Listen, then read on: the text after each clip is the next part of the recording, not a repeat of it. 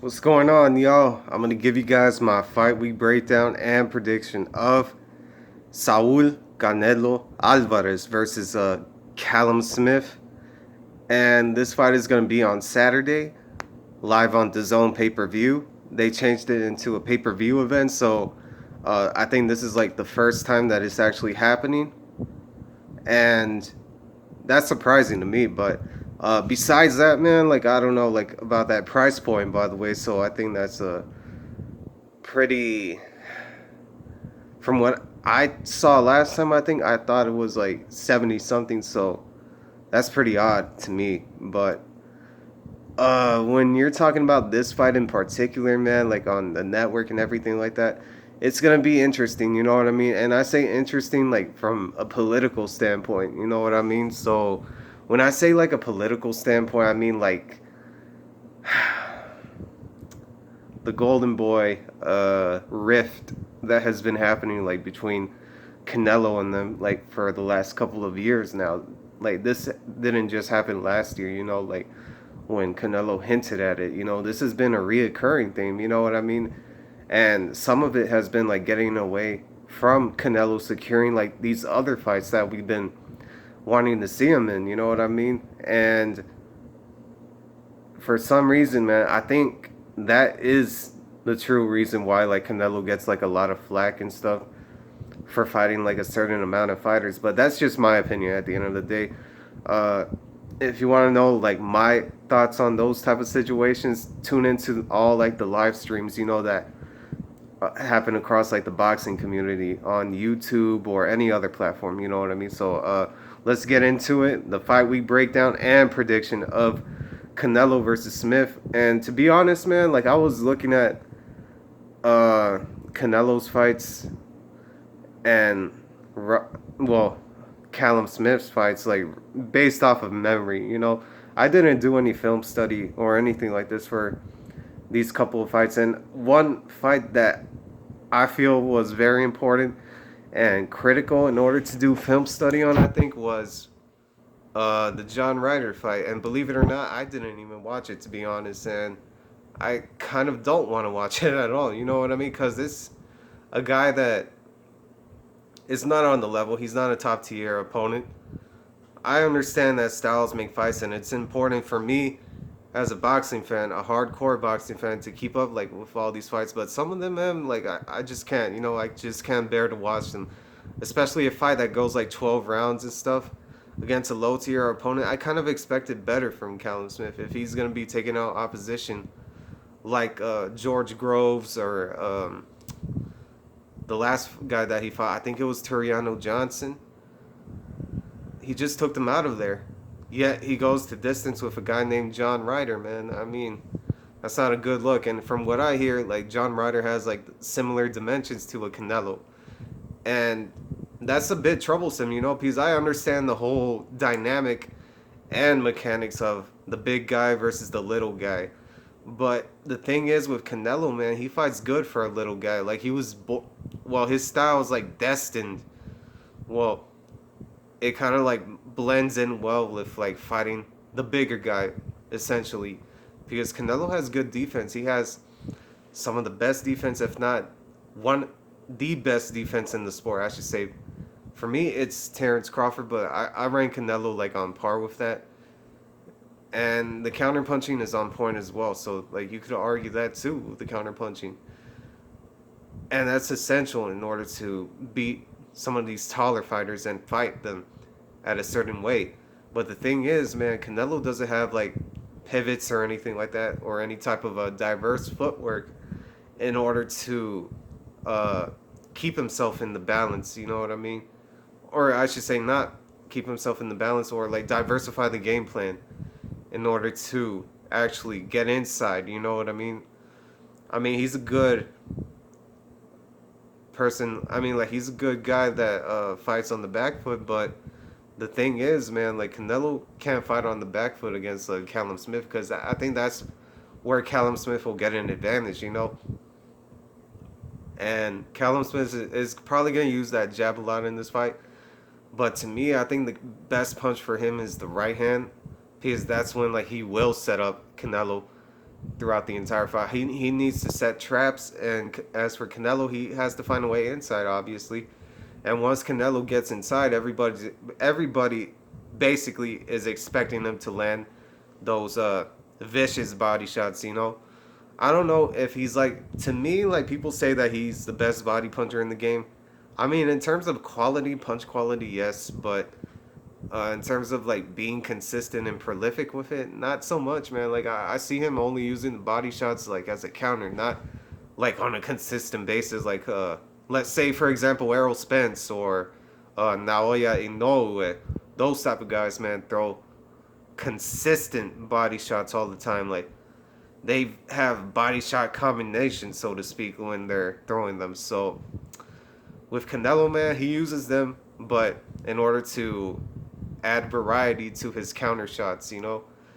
And if Canelo gets inside, man, it's gonna be bringing a whole leap of problems with Callum Smith, unless Callum Smith can tie up somebody like Canelo and use his sight, use his weight, and actually make it a fight that is pretty disrespectful to Canelo. And when I say disrespectful, I mean like not giving a shit about like what he does, you know what I mean? Like if the ref warns him and stuff like that of certain punches, he needs to punch inside. But the thing is, with Callum Smith, I don't see him as that type of fighter who thinks outside of the box.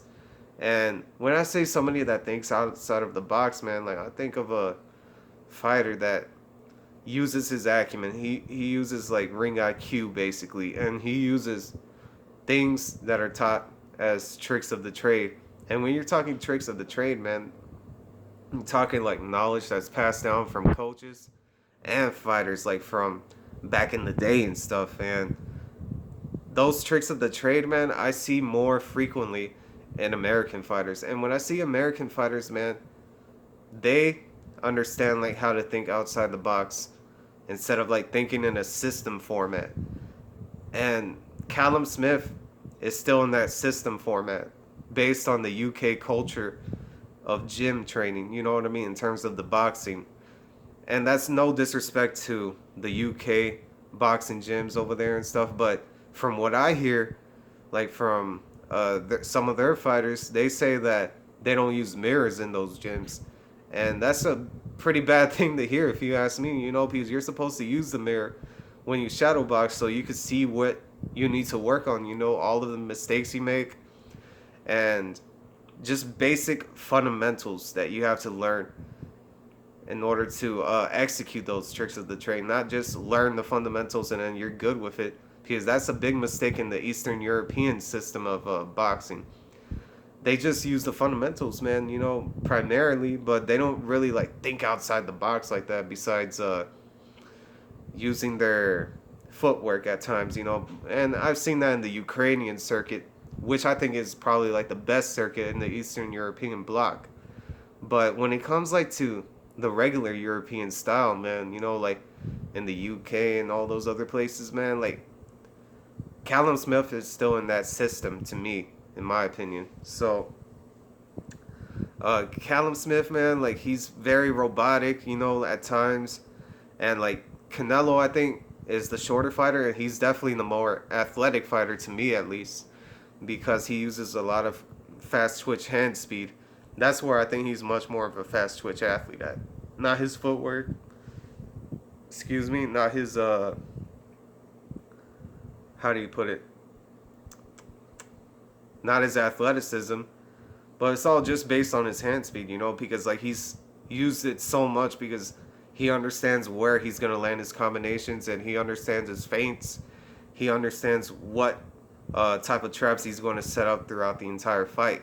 And in order to beat that type of fighter, man, you got to think outside the box, man. You got to diversify the game plan. You got to make adjustments and counter adjustments when Canelo makes an adjustment to your adjustment, like it's all about chess when you're approaching like some of these types of bouts, you know what I mean? Especially with a pound for pound fighter, because like if you can't make no adjustment, man, I mean, you can't win the fight overall, you know what I mean? Like in the beginning, middle, and end, because all three of those quadrants are gonna matter throughout the entire fight. To me, a fight is divided into 4 quarters.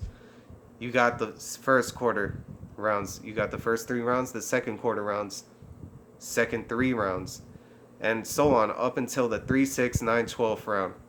So to me, man, like Callum Smith can't telegraph anything. And to me, Callum Smith telegraphs a lot of his punches, man. And I think Canelo has a faster sense of time, as I've said before, in order to time somebody like Callum Smith punching down at him.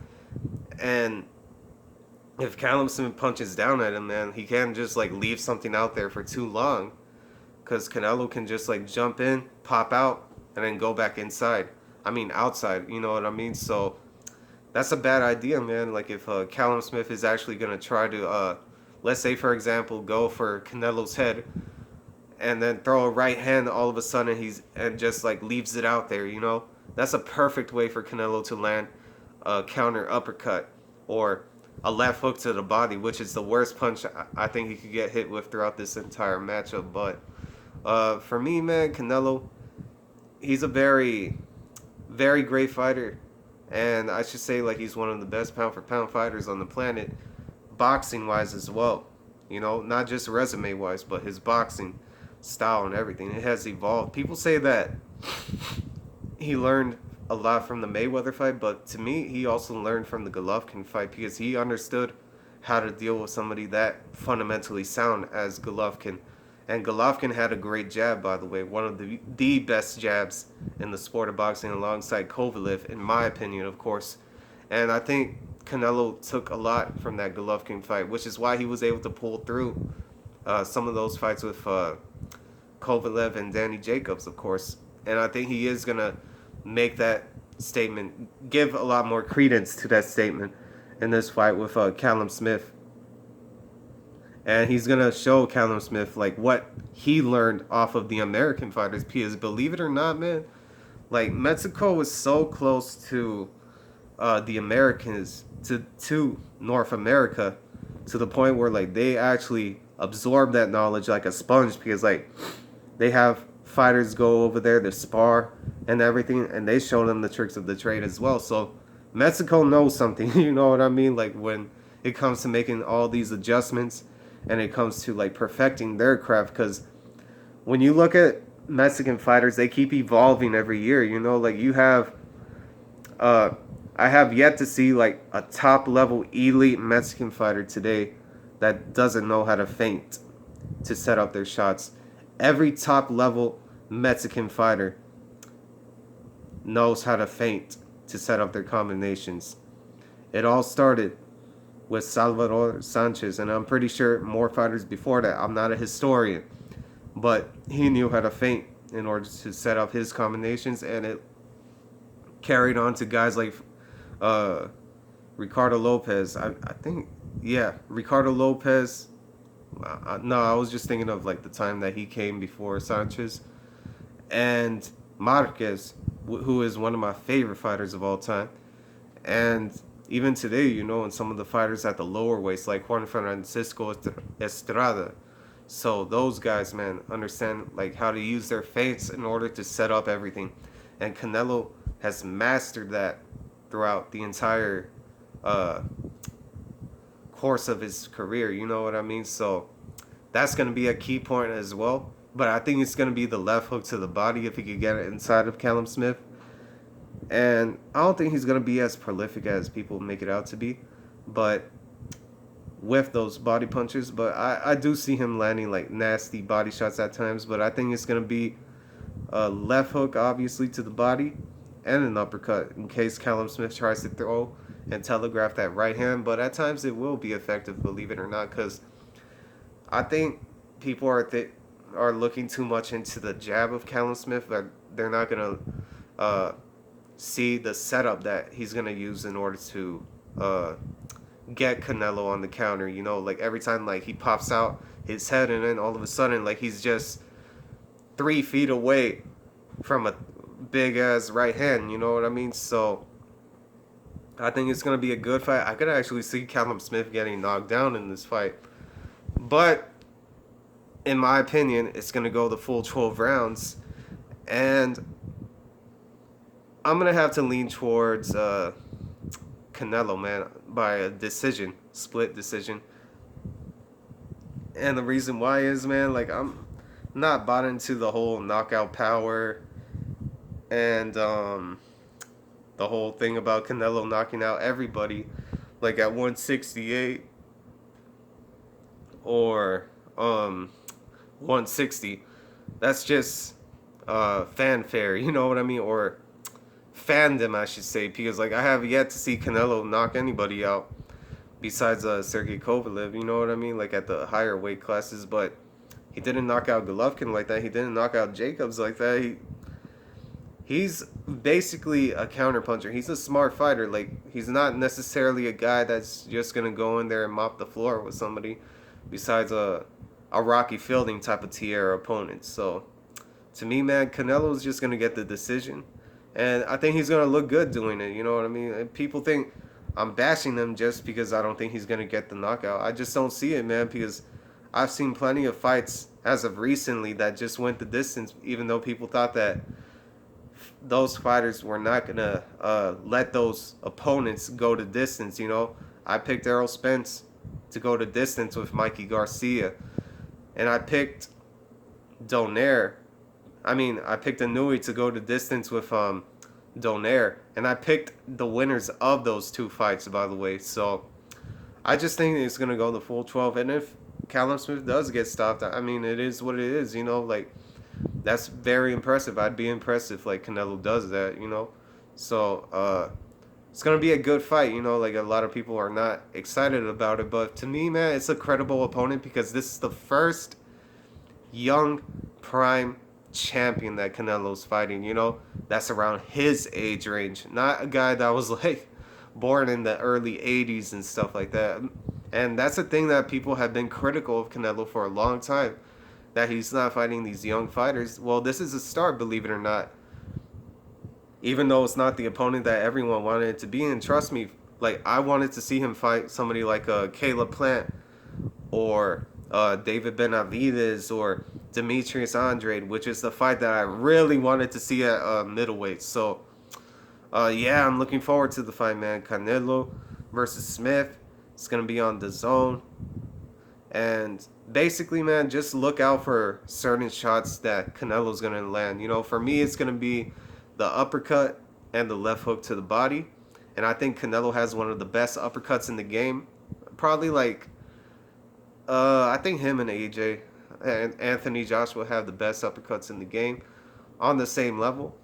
But I think AJ's is a lot more ferocious because, like, it's heavyweight, of course. I mean, like, if something of a powerful punch lands on anybody, man, they're just gonna crumble. You know what I mean? So, but in terms of like quality, I think Canelo has a great uppercut. And as for Smith, man, he doesn't have like the best jab in the game, believe it or not. It's not like a Golovkin level jab. It's not like a Kovalev level type of jab. And I've seen him use it against like George Groves, who's a good jabber himself, and he was able to at least like keep George Groves at bay and stuff from enabling him to use his jab. And the thing is with George Groves, man, he's a very fundamentally sound fighter too at times. But early on in his career, like during the Carl Froch fights, man, like he relied a little bit too much on trying to be a fast twitch fighter, even though he wasn't. But all of a sudden, man, that caught up to him. But then he came back to become a world champion. And that's how he beat Chris Eubank too, Chris Eubank Jr. with the jab. But George Groves, man, he was a good fighter. He was like very good fighter to watch, you know, like in terms of his fundamentals. The way that he used the jab was absolutely perfect, you know what I mean? So I actually thought he would actually beat Callum Smith in my opinion, but it is what it is. Let's see what happens this Saturday, you know what I mean? But anyways, appreciate y'all stopping by. Drop your thoughts in the comment section. Let me know what y'all think. If you disagree, go ahead and leave it in the comment section. It really doesn't matter to me, you know. I mean, it's just a boxing opinion at the end of the day. It's nothing to get over anxious about or anything like that. But if you agree with me, just like leave your thoughts in the comment section, you know, because I'm willing to learn from like different perspectives on like what could happen and some things that I left out to take into consideration that I gotta think about, you know. even during the fight when I'm watching it. So appreciate it, y'all. Stay safe, and I'm out. Peace.